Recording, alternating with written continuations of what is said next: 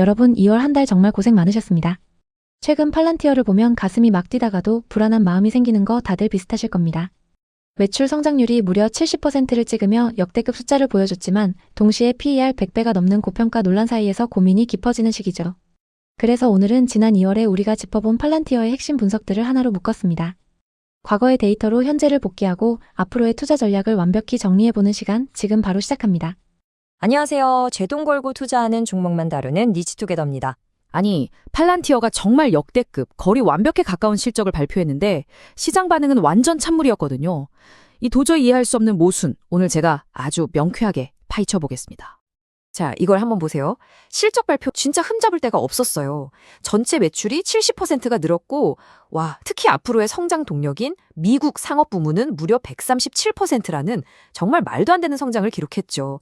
당연히 시장 예상치 가뿐하게 뛰어넘었고요. 심지어 앞으로도 잘할 거라는 자신감까지 보여줬는데, 그런데 바로 다음 날 주가는 11% 넘게 그냥 곤두박질 쳤습니다. 아니, 이게 말이 되나요?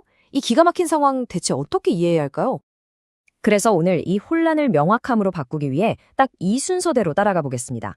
먼저 이 회사를 둘러싼 근본적인 역설이 뭔지, 그리고 이런 엄청난 성장을 이끈 새로운 OS의 정체는 무엇인지 파헤쳐 볼 겁니다. 그 다음엔 모두가 걱정하는 괴물 같은 가치평가의 이면을 들여다보고 요즘 핫한 AI가 과연 팔란티어에게 위협일지 아니면 날개를 달아줄지 분석해 볼게요. 그리고 마지막으로 이 모든 걸 종합해서 우리의 투자 전략과 팔란티어가 꿈꾸는 궁극적인 미래까지 그려보겠습니다. 자, 첫 번째 파트. 팔란티어의 역설입니다. 사실 이 회사는요, 그 비밀스러운 탄생 배경부터 아주 독특한 CEO까지 뭐 하나 평범한 게 없어요. 모든 게 극단적이고 늘 논쟁의 중심에 있었죠. 그리고 그 모든 논란의 중심에는 바로 이 사람, 알렉스 카프 CEO가 있습니다. 내가 세상에서 제일 중요한 회사를 운영하고 있다. 틀렸으면 증명해봐라. 이런 대담하고 도발적인 발언들, 이게 바로 팔란티어라는 기업의 정체성이자 시장이 이토록 열광하거나 혹은 차갑게 외면하는 핵심 이유 중 하나입니다. 팔란티어의 역사를 쭉 훑어보면 이 회사가 결코 하루아침에 뜬 회사가 아니라는 걸 알 수 있어요. 2003년에 CIA의 투자를 받아서 아주 비밀스럽게 시작했죠. 9.11 테러 이후에는 미국에 보이지 않는 곳에서 핵심 두뇌 역할을 했습니다. 그러다 2016년에 드디어 민간 시장에 파운드리라는 제품을 내놓았고 2025년에는 미친 듯이 성장하면서 동시에 흑자까지 내는 정말 보기 드문 성공을 거둡니다. 그런데 바로 그 정점에서 2026년 역대급 실적에도 불구하고 주가가 떨어지는 지금의 역설과 마주하게 된 거죠. 자, 그럼 이제 두 번째 파트로 넘어가 볼까요? 팔란티어의 이 엄청난 성장을 이끈 그것은 도대체 뭘까요? 이 회사가 뭘 하길래 이렇게 폭발적인 성장이 가능한 건지 그 비밀을 파헤쳐 보겠습니다. 팔란티어 기술의 심장은 바로 온톨로지라는 겁니다. 말이 좀 어렵죠? 아주 쉽게 설명해 드릴게요. 한 회사의 모든 것, 그러니까 직원, 자산, 생산과정, 고객, 공급망까지 이 모든 걸 디지털 세상에 그대로 복사해서 서로 어떻게 연결되어 있는지 한눈에 보여주는 살아있는 디지털 지도라고 생각하시면 돼요. 현실 세계의 디지털 쌍둥이를 만드는 거죠. 그래서 팔란티어는 우리가 그냥 컴퓨터에 깔아서 쓰는 그런 프로그램이 아니에요. 회사 전체가 돌아가는 가장 밑바탕, 바로 운영체제 OS 같은 겁니다. 우리 스마트폰에 안드로이드나 iOS가 있어야 카톡도 하고 유튜브도 볼 수 있는 것처럼 팔란티어는 기업의 모든 활동과 결정이 이루어지는 기반을 제공하는 거죠.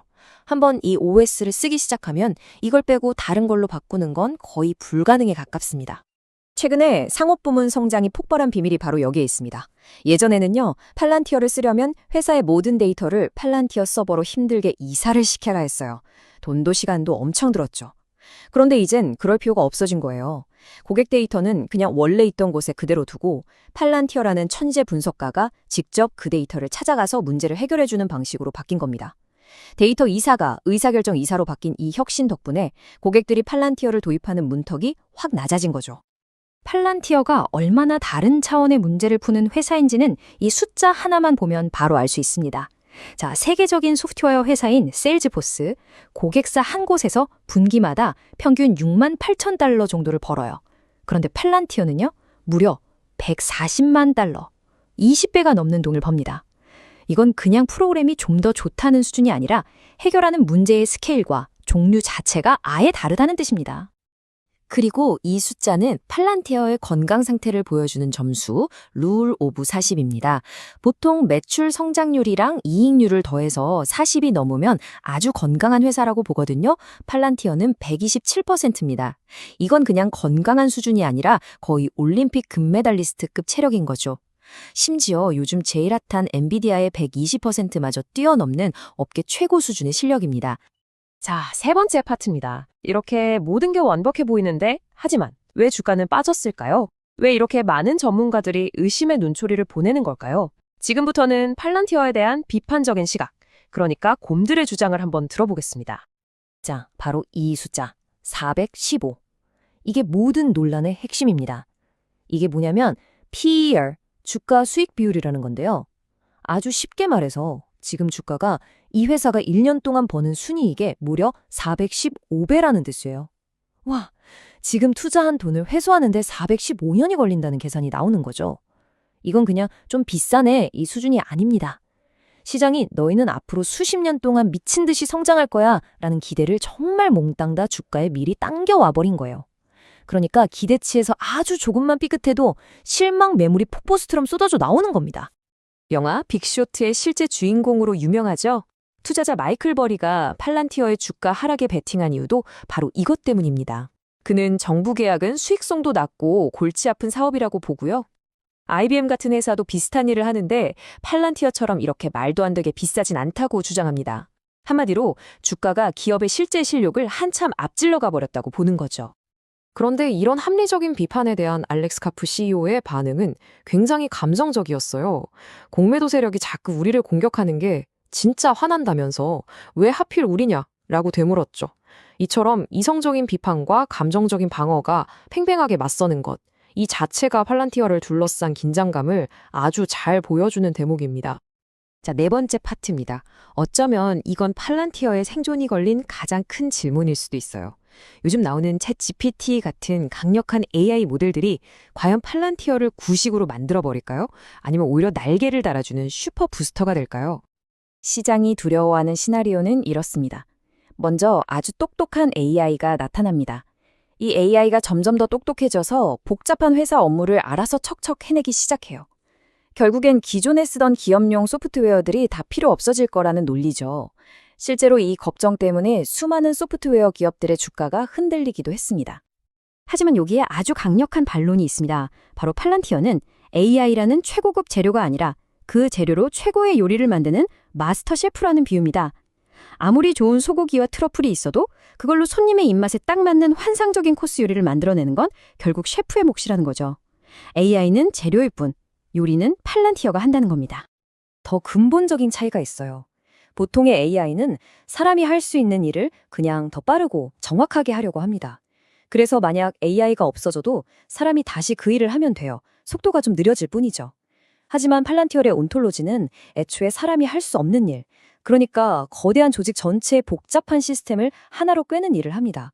이 문제는 사람을 더 투입하면 오히려 더 엉망이 되거든요. 그래서 사람으로 대체하는 게 아예 불가능합니다. 자, 이제 다섯 번째 파트입니다. 지금까지 나온 긍정적인 이야기와 걱정되는 이야기들을 전부 모아서 우리 투자자들은 앞으로 어떻게 해야 할지 명확한 투자 전략을 한번 세워보겠습니다. 자, 황소와 곰의 주장을 딱 정리해 볼게요. 강세론자, 즉 황소들은 말합니다. 이건 대체 불가능한 운영체제고 한번 쓰면 못 빠져나온다. 게다가 흑자를 내면서 미친 듯이 성장하고 있다. 반면에 약세론자, 곰들은 경고하죠. PER 400배가 넘는 가치는 완전 거품이다.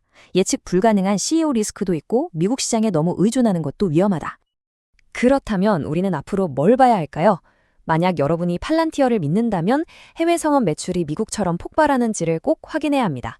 반대로 회의적이라면 이익 성장이 주가를 따라잡으면서 PER이 합리적인 수준으로 내려오는지 봐야겠죠. 이제 막 관심을 갖기 시작했다면 미래의 매출을 예측할 수 있는 총 계약 가치 TCV가 계속 늘어나는지 체크해야 합니다. 그리고 마지막으로 우리 모두가 주목해야 할 가장 중요한 점은 50%가 넘는 이 경이로운 이익률을 과연 계속 지켜낼 수 있는가입니다. 자, 이제 마지막 여섯 번째 파트입니다. 팔란티어가 바라보는 미래는 단순한 기업용 소프트웨어 시장을 넘어서 지상의 전쟁터와 저 멀리 우주의 최전선을 향하고 있습니다. 사실 팔란티어의 영향력은 이미 우리 생각보다 훨씬 더 넓고 깊게 퍼져 있어요. 미 국방부나 CIA는 기본이고요. 헬스케어, 금융 같은 미국 산업계 전반에 깊숙이 자리 잡고 있습니다. 영국 공군모류 시스템 NHS나 우크라이나 전쟁에서도 핵심적인 역할을 하고 있고, 최근에는 스페이스X와 손잡고 우주 항공 분야까지 그 영역을 넓히고 있죠. 팔란티어는 서방 세계 전체의 운영 체제가 되겠다는 거대한 꿈과 괴물 같은 밸류에이션이라는 차가운 현실 사이에서 팽팽한 줄다리기를 하고 있습니다. 그래서 보수적인 투자자라면 이익 성장이 주가를 따라잡는 걸 확인하면서 천천히 접근하는 게 좋고요. 공격적인 투자자라면 이런 변동성을 이용해서 분할 매수로 리스크를 관리하는 전략을 생각해 볼 수 있겠죠. 오늘 분석이 여러분의 현명한 투자에 도움이 되었기를 바랍니다. 다음에도 더 깊이 있는 분석으로 찾아뵙겠습니다. 구독과 좋아요로 리치투게더와 계속 함께해 주세요. 감사합니다.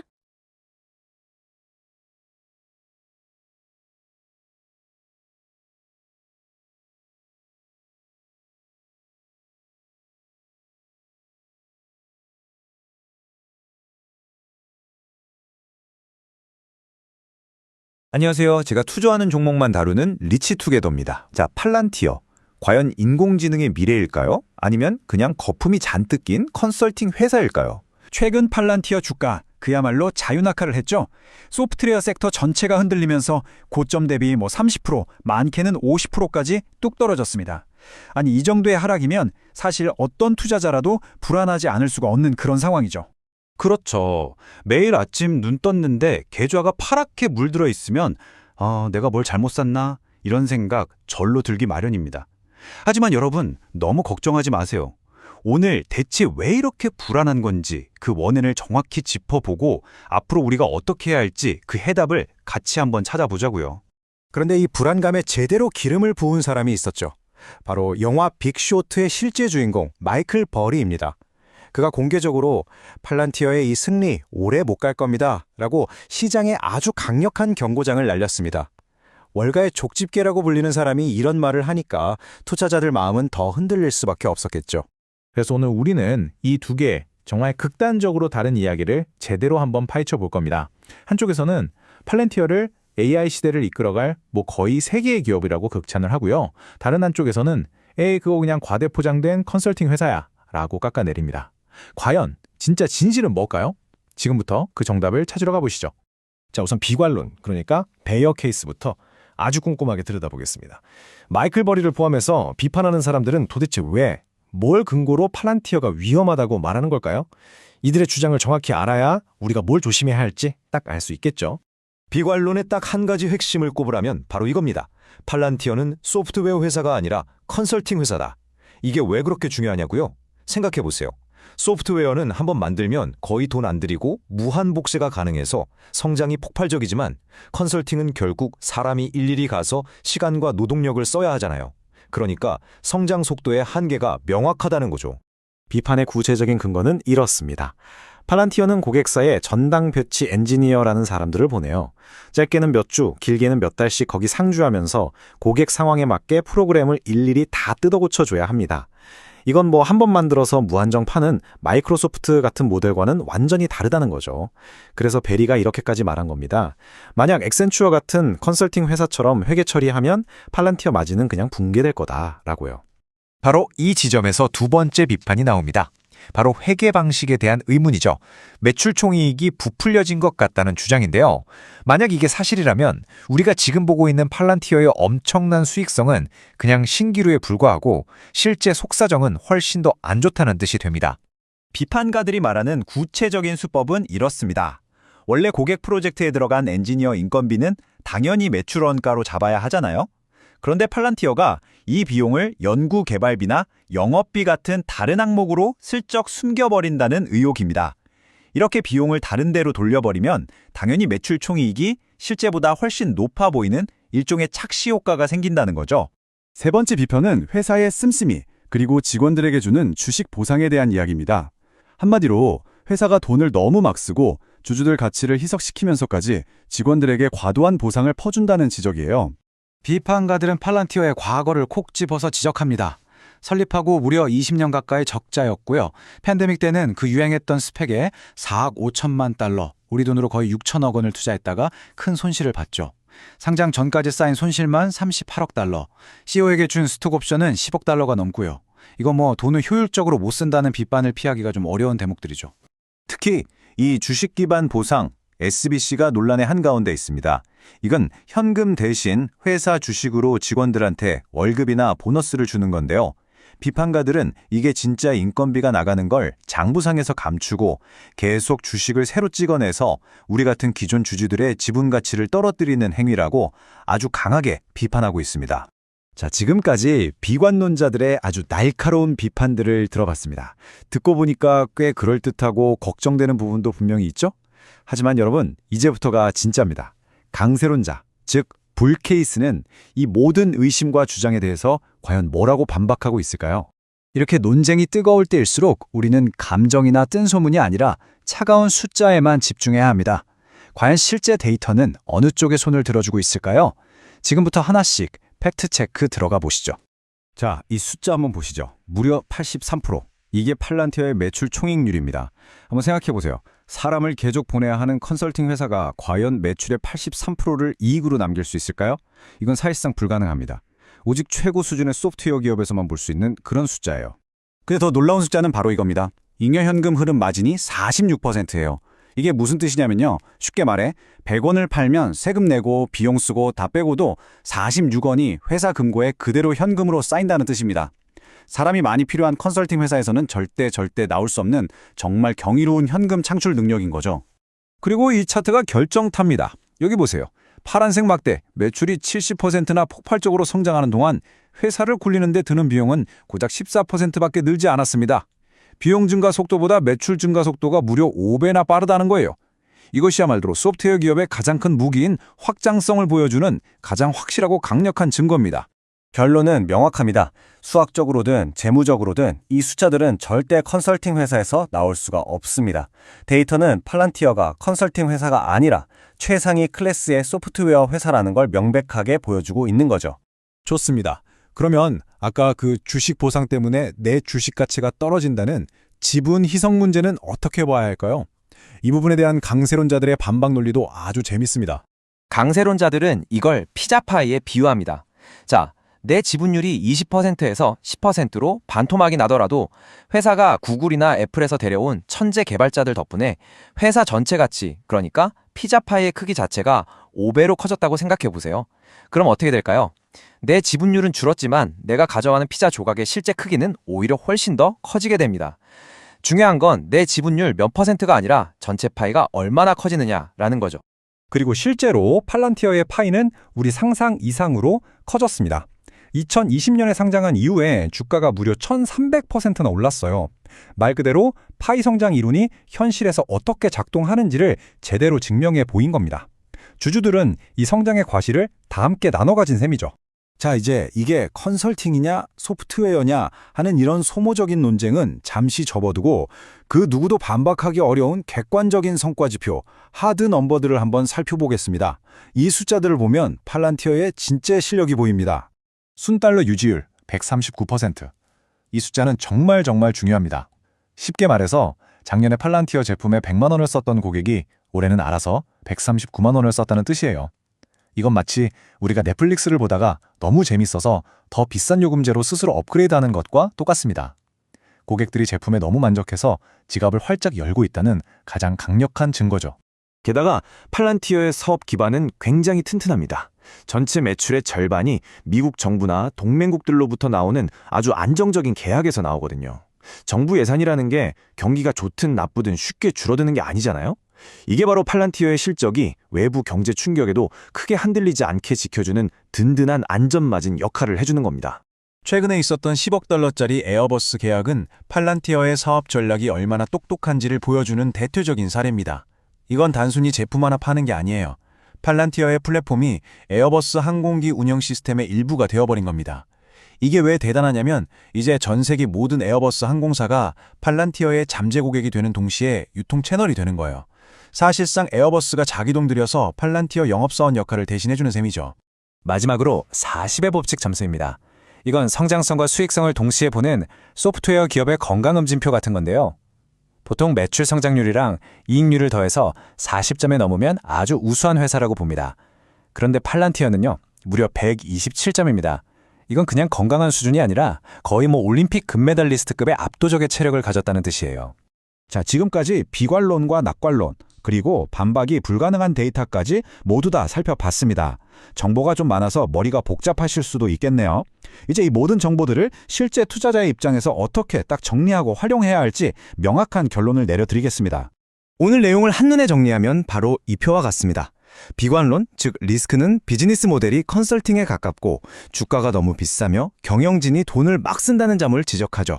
반면에 강세론, 즉 강점은 압도적인 소프트웨어 마진과 성장성, 그리고 139%라는 끈끈한 고객 유지율과 1300%라는 경이로운 성과로 이 모든 비판을 반박하고 있습니다. 그렇다면 우리는 이렇게 팽팽하게 맞서는 주장들 사이에서 어떻게 현명한 결정을 내릴 수 있을까요? 지금부터 여러분의 투자 스타일에 맞춰서 구체적인 전략을 한번 짜보겠습니다. 먼저 안정성을 중요하게 생각하는 신중한 투자자라면 팔란티어의 높은 주가와 큰 변동성은 꼭 기억하셔야 합니다. 비관론의 주장에도 분명히 일리가 있거든요. 그러니까 한 번에 큰 돈을 투자하기보다는 주가가 떨어질 때마다 조금씩 사 모으는 분할 매수 전략으로 리스크를 관리하거나 시장이 좀 더 진정될 때까지 기다리는 것도 아주 좋은 방법이 될 수 있습니다. 반면에 높은 수익을 노리는 성장 중심 투자자라면 70%의 매출 성장이나 127점이라는 40의 법칙 점수 같은 압도적인 성장 지표에 집중해야 합니다. 강세론의 주장이 더 설득력 있다고 믿는다면 지금과 같은 주가 하락은 오히려 미래의 AI 거인을 더 세게 살 수 있는 절호의 매수 기회로 볼 수 있겠죠. 마지막으로 이미 팔란티어 주식을 가지고 계신 분들이라면 지금 가장 중요한 건 딱 하나입니다. 내가 처음 이 주식을 샀던 이유가 지금도 여전히 유효한지 냉정하게 다시 한번 점검해보는 거예요. 회사의 실적이나 성장성 같은 기본 체력이 변하지 않았다면 단기적인 시장 소음에 흔들려서 성급하게 팔 필요는 없습니다. 회사가 계속해서 에어버스 같은 큰 계약을 따내고 있는지 그 실행력에 계속 집중하시면 됩니다. 오늘 내용이 여러분의 투자 여정에 큰 도움이 되었기를 바랍니다. 리치투게더 구독과 좋아요 꼭 부탁드립니다. 감사합니다.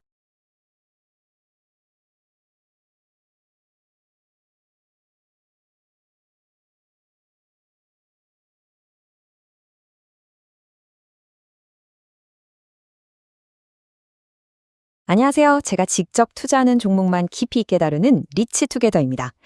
요즘 팔란티어 주가가 정말 큰 폭으로 조정을 받으면서 마음고생하시는 분들 정말 많으시죠? 이럴 때일수록 감정에 막 휩쓸리기보다는 우리 한번 냉정하게 상황을 점검해 보는 게 중요합니다. 지금 시장을 보면요. 한쪽에선 팔란티어를 미래를 바꿀 무한 돈 복사기다 이렇게 부르고요. 또 다른 한쪽에선 곧 터질 거품, 소프트웨어 대재앙의 희생양이다 이렇게 말합니다. 도대체 누구 말이 맞는 걸까요? 자, 이 화면 좀 보세요. 현재 팔란티어를 둘러싼 시장의 시각이 얼마나 극단적인지 딱 보여주죠. 한쪽에서는 AI 시대의 데이터를 지배하면서 돈을 무한정 벌어들일 그런 혁신 기업으로 보고 있고요. 다른 한쪽에서는 아니야, 금리 인상과 경기 둔화 속에서 살아남지 못할 고평가 기술주일 뿐이야 이렇게 경고하고 있습니다. 이렇게 완전히 상반된 평가가 공존한다는 것 자체가 팔란티어가 지금 얼마나 뜨겁고 또 얼마나 논쟁적인 주식인지를 증명하는 겁니다. 그래서 팔란티어의 진짜 모습은 과연 무엇일까요? 이 회사를 둘러싼 긍정적인 모멘텀과 또 숨겨진 리스크, 그 근거들을 하나하나 따져볼 겁니다. 먼저 우리가 주의 깊게 살펴봐야 할 리스크들을 꼼꼼하게 점검하겠습니다. 다음으로 왜 많은 투자자들이 이 기업에 열광하는지 그 성장 동력을 파헤쳐 볼 거고요. 그리고 가장 중요한 스코어보드 섹션에서는 기관 투자자들의 돈의 흐름과 실제 재무 데이터를 통해 객관적인 사실을 확인해 볼 겁니다. 마지막으로 이 모든 정보를 바탕으로 여러분 각자를 위한 투자 전략, 바로 플레이북을 제시해 드리겠습니다. 자, 그럼 바로 시작해 볼까요? 어떤 투자를 하든 가장 먼저 해야 할 일은 최악의 시나리오를 점검하고 우리가 감당할 수 있는 위험인지 확인하는 거잖아요. 팔란티어에 대한 비판적인 시각, 즉 이 주식이 너무 비싸고 거품이 끼었다는 주장을 집중적으로 파헤쳐 보겠습니다. 모든 투자자가 마음 한구석에 품고 있는 그 두려움과 리스크를 정면으로 한번 마주해 보시죠. 팔란티어의 리스크는 크게 4가지로 요약할 수 있습니다. 첫째, 실적에 비해 주가가 너무 비싸다는 고평가와 가치 함정의 위험. 둘째, 직원들에게 주식으로 보상을 주면서 기존 주주들의 가치가 희석되는 문제. 셋째, 정부나 국방 사업과 관련해서 논란이 끊이지 않는 윤리적 문제. 그리고 마지막으로 치열한 시장 경쟁과 기술주 전반에 부는 이 차가운 바람입니다. 이 영상에서는 특히 투자자분들이 가장 우려하시는 앞에 3가지 핵심 리스크를 집중적으로 다뤄보겠습니다. 가치 함정이라는 말 들어보셨나요? 이거 진짜 조심해야 하는 건데요. 주가가 고점 대비 많이 떨어져서 와, 싸 보인다 싶지만 사실은 그게 싼 게 아니라서 계속 옆으로 가거나 오히려 더 하락해서 투자자들을 옴짝달싹 못하게 만드는 그런 주식을 말합니다. 최근 많은 소프트웨어 기업들이 소프트웨어 대재앙이라고 불릴 만큼 급락했잖아요. 투자자들은 혹시 팔란티어도 이런 가치 함정이 아닐까 걱정하는 겁니다. 주가가 내렸다고 덥석 샀다가 더 큰 손실을 볼 수도 있다는 거죠. 이건 정말 중요한 문제입니다. 바로 주식 기반 보상, SBC라고 부르는데요. 회사가 현금 대신 주식으로 직원들에게 보상을 주는 겁니다. 2025 회계연도에만 무려 6억 8,400만 달러, 우리 돈으로 거의 9천억 원에 달하는 주식을 보상으로 지급했어요. 이게 왜 문제일까요? 회사가 아무리 돈을 잘 벌어도 계속해서 새로운 주식을 찍어내서 직원들에게 나눠주면 어떻게 될까요? 시장에 풀리는 주식 수가 늘어나니까 제가 가진 주식 한 주의 가치는 희석될 수밖에 없는 겁니다. 비유하자면 맛있는 피자 한 판의 전체 크기는 커지는데 정작 내 조각은 점점 더 작아지는 셈이죠. 필요할 때는 우리의 적들에게 공포를 주고 가끔은 그들을 죽여야 합니다. 바로 팔란티어의 CEO 알렉스 카프가 직접 한 말입니다. 이 한 문장이 팔란티어가 마주한 윤리적 딜레마를 아주 압축적으로 보여주죠. 팔란티아의 기술은 정부, 국방, 정보기관과 긴밀하게 협력하면서 물론 국가안보에 기여한다는 평가도 있지만 한편으로는 개인정보 침해나 대규모 감시 사회에 대한 우려도 끊임없이 제기되고 있죠. 이런 부정적인 이미지는 언제든 회사의 평판에 큰 리스크로 작용할 수 있습니다. 자, 지금까지 비판 측의 날카로운 공격을 들어봤습니다. 이런 리스크에도 불구하고 팔란티어에 대한 시장의 기대감은 여전히 식지 않고 있죠. 이제 분위기를 확 바꿔서 찬성 측 변론을 들어볼 시간입니다.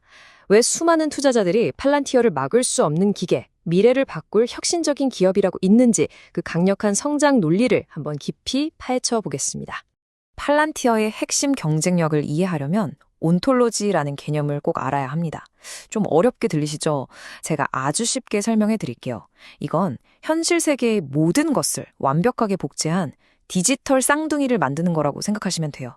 예를 들어 한 회사에 고객 데이터, 재고 데이터, 재무 데이터가 엑셀, 데이터베이스, 클라우드, 여기저기 흩어져 있잖아요. 온톨로지는 이 모든 걸 하나의 거대한 지도처럼 쫙 연결해서 AI가 즉시 이해하고 활용할 수 있는 단일 모델로 만들어주는 기술입니다. 이 비유가 정말 기가 막힙니다. 온톨로지를 거대하고 잘 정리된 데이터 창고라고 한번 상상해 보세요. 데이터라는 수많은 재료들이 창고 선반에 종류별, 위치별로 깔끔하게 정리되어 있는 거죠. 그래서 AI라는 요리사가 가장 인기 있는 제품을 살 만한 30대 여성 고객 명단을 줘라고 하면 즉시 관련 재료들을 착착 찾아서 최고의 요리를 만들 수 있게 하는 겁니다. 그냥 데이터를 쌓아두기만 하는 것과는 차원이 다른 거죠. 이 정리된 창고를 지어주는 것, 이게 바로 팔란티어의 핵심입니다. 팔란티어의 성장 모델을 플라이휠 효과라고 부릅니다. 한번 돌기 시작하면 점점 더 가속도가 부는 바퀴처럼요. 자 보세요. 1단계, 특정 산업, 예를 들어 항공사의 한 고객에게 플랫폼을 제공해서 비행 데이터를 분석해 줍니다. 2단계, 그 과정에서 데이터를 모아서 항공산업에 특화된 디지털 쌍둥이를 더욱 정교하게 만들죠. 3단계, 이제 같은 산업의 다음 항공사 고객에게는 훨씬 더 뛰어나고 저렴한 솔루션을 제공할 수 있게 됩니다.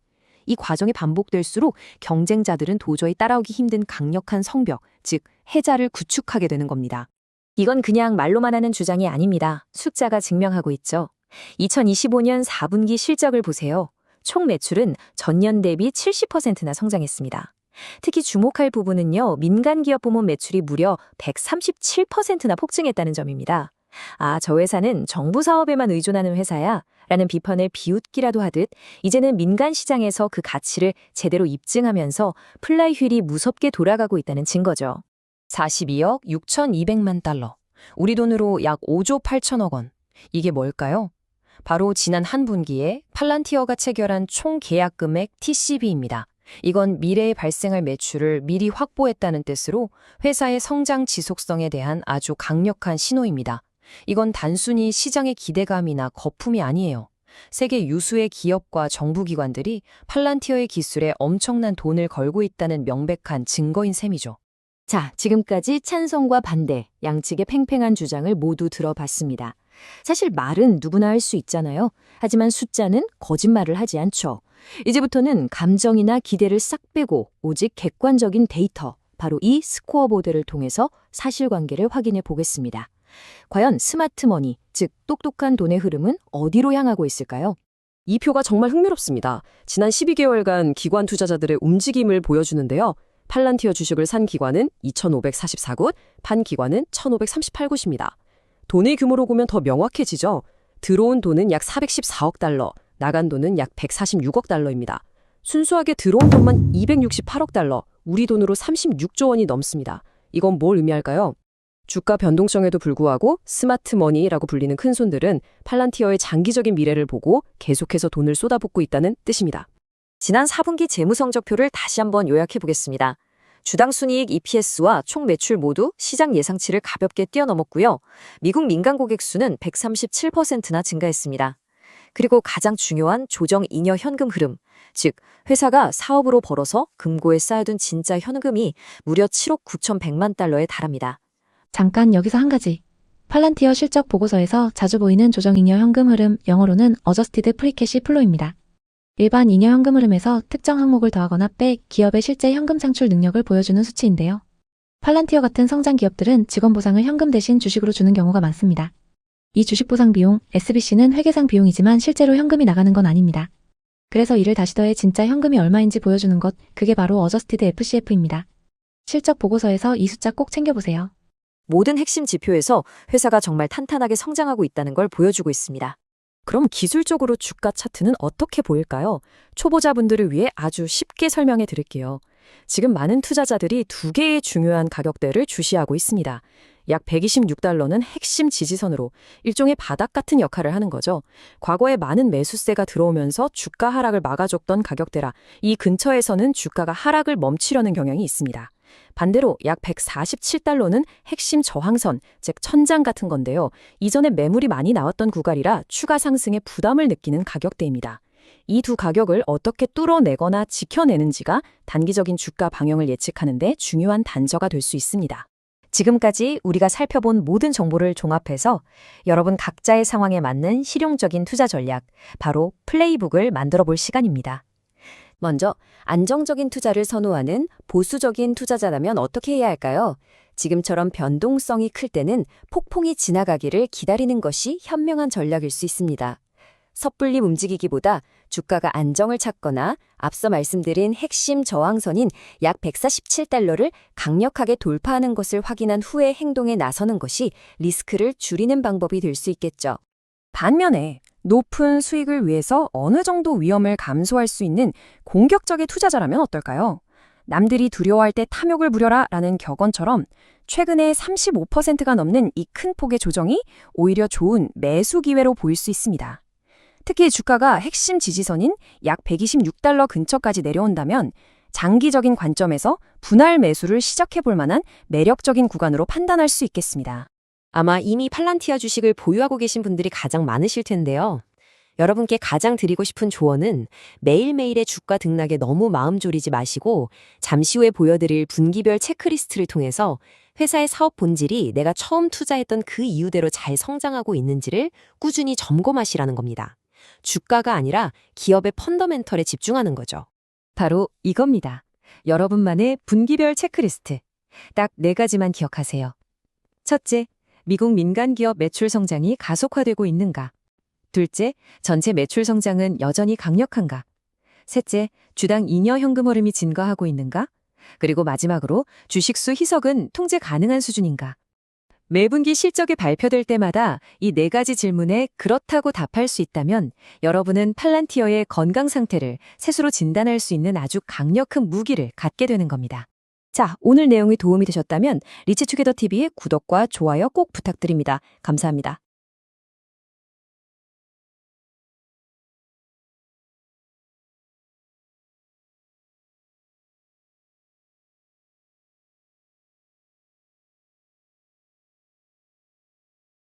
안녕하세요. 제가 직접 투자하는 종목만 깊이 있게 다루는 리치투게더입니다. 오늘 시간에는요, 팔란티어의 이 놀라운 성장을 만든 숫자들부터 같이 볼 거고요. 그 뒤에 숨겨진 비밀 병기, 바로 AIP는 또 뭔지 속속들이 파헤쳐 볼 겁니다. 투자자로서 꼭 알아야 할 리스크까지 꼼꼼하게 짚어보고 마지막엔 여러분의 투자 스타일에 맞는 맞춤 전략까지 쫙 정리해 드릴 테니까요. 끝까지 집중해 주세요. 자, 그럼 첫 번째 순서입니다. 팩트로, 숫자로 검증된 팔란티어의 성장 엔진부터 한번 들여다보겠습니다. 아시죠? 이거 정말 놀라운 사실인데요. 보통 기업이 커지면 성장률은 좀 둔화되기 마련이잖아요. 그런데 팔란티어는 무려 10분기, 그러니까 2년 반 동안 연속으로 매출 성장률이 계속해서 더 빨라지고 있다는 거예요. 이런 기업 진짜 찾아보기 힘듭니다. 자, 이 타임라인을 한번 보세요. 성장세가 얼마나 가파른지 그냥 한눈에 딱 들어오죠. 2023년 2분기에 13%에서 시작해서요. 2024년 말에는 36%, 그리고 2025년 말에는 무려 70%라는 경이로운 성장률을 기록할 걸로 지금 전망되고 있습니다. 이건 뭐 그냥 성장이 아니라 그야말로 하이퍼그로스, 초고속 성장이라고 불러야죠. 그럼 도대체 뭐가 이 엄청난 성장을 이끌었을까요? 최신 분기 실적의 핵심 지표들을 하나씩 그 의미까지 자세하게 짚어보겠습니다. 먼저 이거, 작년 같은 분기 대비 총 매출이 70%나 늘었습니다. 이게 얼마나 대단한 숫자냐면요. 이미 수조 원대 매출을 올리는 거대한 소프트웨어 기업이 1년 만에 매출을 거의 2배 가까이 불렸다는 의미거든요. 정말 엄청나죠? 특히 우리가 주목해야 할 부분은 바로 이겁니다. 미국 내 상업 부문, 그러니까 일반 기업들한테서 벌어들인 매출이 무려 137%나 성장했어요. 폭발적이라는 말도 부족하죠. 원래 팔란티어는 CIA나 국방부 같은 정부 기관을 상대하는 회사라는 이미지가 진짜 강했는데 이제는 일반 기업 시장에서도 확실히 통한다는 걸 숫자로 그냥 증명해버린 거죠. 그렇다고 해서 원래 잘하던 걸 못하냐? 그것도 아니에요. 기존의 주력 사업이었던 미국 정부 부문 역시 놀랍습니다. 보통 이런 캐시카우 사업은 안정적이긴 해도 성장세는 둔화되기 마련인데 오히려 93%라는 엄청난 성장 가속도를 보여주고 있습니다. 이건 기존 고객들이 팔란티어 기술을 그냥 쓰는 수준이 아니라 이제는 없으면 안 될 정도로 더 깊이, 더 넓게 사용하기 시작했다는 아주 강력한 신호입니다. 전체 매출 비중을 한번 볼까요? 미국 정부와 상업 부문을 합치니까 전체의 60%를 차지해요. 예전에는 해외 비중도 꽤 컸는데 이제는 명실상부 미국 시장이 이 회사의 성장을 이끄는 심장 역할을 하고 있다는 걸 알 수 있습니다. 이게 바로 기회이면서 또 뒤에서 다룰 리스크이기도 합니다. 투자 좀 하시는 분들은 40의 법칙이라고 들어보셨을 거예요. 좋은 소프트웨어 기업을 고르는 기준인데 매출 성장률이랑 이익률을 더해서 40이 넘으면 훌륭하자고 보거든요. 그런데 팔란티어의 점수는 무려 127점입니다. 보통 60점만 넘어도 와, 저 회사 진짜 대단하다고 하는데 127점은 그냥 비교 대상이 없는 아예 다른 리그에서 뛰고 있다는 뜻입니다. 보통 이렇게 미친 듯이 성장하는 기업들은 이익을 포기하고 성장에만 올인하는 경우가 많잖아요. 그런데 팔란티어는 달라요. 매출 총이익률이 85%, 영업이익률이 41%. 이건 뭐냐면요. 물건 하나 팔 때마다 엄청난 이익을 남기면서 동시에 로켓처럼 성장하고 있다는 뜻이에요. 성장과 수익성, 두 마리 토끼를 다 잡은 정말 보기 드문 완벽한 조합이죠. 게다가 재무 상태도 아주 튼튼합니다. 빚도 거의 없는데 현금성 자산만 71억 8천만 달러, 우리 돈으로 약 9조 원이 넘는 돈을 금고에 쌓아두고 있어요. 이 돈은 앞으로 시장이 어려워져도 끄떡없이 버틸 수 있는 강력한 방패이자 필요할 땐 과감한 M&A나 R&D 투자를 할 수 있는 날카로운 창이 되어줄 겁니다. 자, 지금까지 팔란티어가 무엇을 이루었는지 숫자로 확인했습니다. 이제부터는 더 중요한 질문이죠. 어떻게 이런 말도 안 되는 성과를 만들어내고 있는지 그 비밀 병기를 한번 파헤쳐 보겠습니다. 그 비밀의 핵심은 바로 온톨로지라는 기술입니다. 말이 좀 어렵죠? 쉽게 말해서 회사 전체를 Ctrl+C, Ctrl+V 해서 컴퓨터 안에 똑같은 디지털 쌍둥이를 만들어 놓는 거라고 생각하시면 돼요. 현실 세계의 모든 데이터, 업무 과정, 관계들을 하나도 빠짐없이 연결한 아주 정교한 디지털 지도를 만드는 거죠. 바로 이 온톨로지라는 정확한 지도 위에다가 AIP라는 인공지능 두뇌를 얻는 것, 이게 바로 팔란티어의 핵심 경쟁력입니다. 예를 들어서 한 자동차 회사가 있다고 해둘게요. 온톨로지는 공장 설비, 부품 재고, 판매 데이터, 고객 후기까지 모든 걸 연결한 완벽한 지도예요. 이 지도 위에서 AIP라는 AI가 어떤 부품이 곧 부족해질 것 같아? 또는 고객들이 지금 가장 불만인 점이 뭐야? 같은 질문에 정확하고 안전하게 답을 찾아오는 거죠. 엉뚱한 데이터를 보고 막 이상한 소리하는 다른 AI랑은 차원이 다른 겁니다. 이 기술 덕분에 영업 방식도 완전히 혁신적으로 바뀌었어요. 예전에는 계약 하나 따내려면 몇 달씩 걸리고 그랬는데 이제는 AI 부트캠프라는 걸 열어서 단 며칠 만에 고객이 직접 와, 이거 진짜 대박이다 하고 그 가치를 체험하게 합니다. 제품이 스스로 영업을 하는 셈이죠. 그러니 계약까지 걸리는 시간도 몇 달에서 몇 주로 확 줄어든 겁니다. 여기에 세계 최대 컨설팅 회사 중 하나인 엑센추어와의 파트너십은 그야말로 날개를 달아준 격입니다. 엑센추어는 전 세계 수많은 대기업들의 문제를 해결해주는 말 그대로 해결사거든요.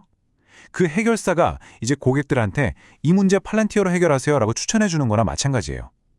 특히 좀 보수적인 유럽 시장에서 엑센추어가 보증하는 제품이라는 신뢰도를 얻는 효과는 돈으로 계산하기 어렵죠. 자, 물론 좋은 소식만 있으면 얼마나 좋겠습니까? 하지만 투자는 항상 균형 잡힌 시각이 중요하죠. 이제 팔란티어가 직면한 리스크들을 냉정한 머리로 하나씩 짚어보겠습니다.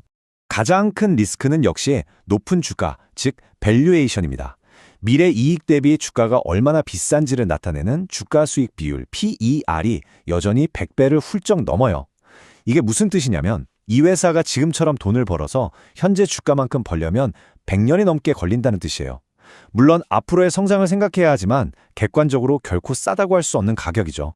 이 말은 시장에 앞으로도 팔란티어가 엄청난 성장을 할 거라는 기대를 이미 주가에 전부 다 반영해버렸다는 뜻입니다. 한마디로 완벽함에 가격이 매겨진 상태인 거죠. 그래서 만약에 조금이라도 시장 기대에 미치지 못하는 실적을 내놓는다면 주가에 큰 충격을 줄 수 있다는 점을 꼭 기억해야 합니다. 두 번째 리스크는 이겁니다. 미국과 해외 시장의 극심한 성장 격차요. 보세요. 미국 상업부문이 137%라는 경이로운 성장을 하는 동안 해외 상업부문은 단 8% 성장에 그쳤습니다. 이 불균형은 팔란티어의 이 엄청난 성공이 혹시 미국에만 국한된 이야기는 아닐까라는 근본적인 질문을 던지게 만들죠. 알렉스 카프 CEO가 직접 한 말을 들어보면요.